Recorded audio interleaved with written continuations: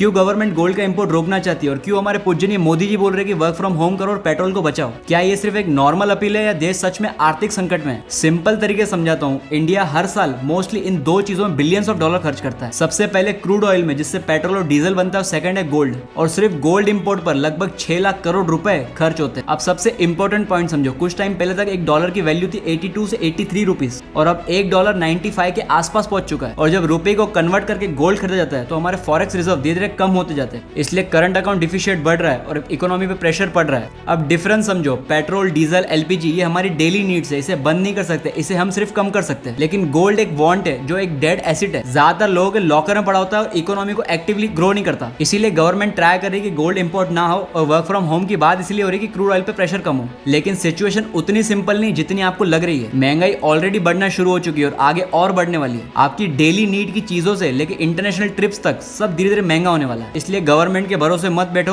अपने वांट्स को कम करो और अपने नीड्स पे सिर्फ खर्चा करो और पैसे को सेव करो, क्योंकि आने वाला टाइम इंडिया का बहुत खराब है। फाइनेंशियल क्राइसिस, क्राइम रेट बढ़ रहा है, paper leak, education system worst हो गया, यहाँ तक कि एआई जो फ्यूचर है उसमें भी इंडिया सबसे पीछे चल रहा है। यहाँ सिर्फ धर्म आगे चल रहा है, बाकी सब पीछे।